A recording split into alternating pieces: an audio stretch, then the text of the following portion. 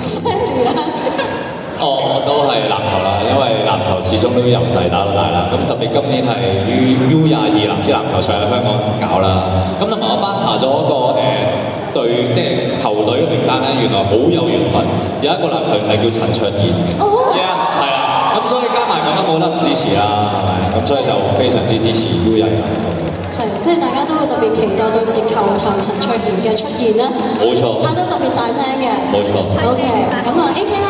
我會想睇呢個 breaking，因為上一年奧運其實我都好中意睇呢個項目啦，希望今年可以再睇到呢個項目，因為睇呢個項目睇佢哋 battle 嘅時候咧，個人會好熱血沸騰，所以就會喺屋企睇定 ViuTV 嘅直播。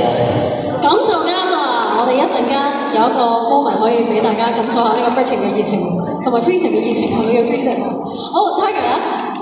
我覺得我一定要支持我哋香港嘅武術隊，因為其實武術隊咧都係有個世一嘅一位叫做梁日升嘅太極運動員啦。咁樣佢其實對上係攞咗呢個太極拳世錦賽嘅金牌，咁佢都會出戰呢一個嘅全運會啦。咁所以大家記住多多支持。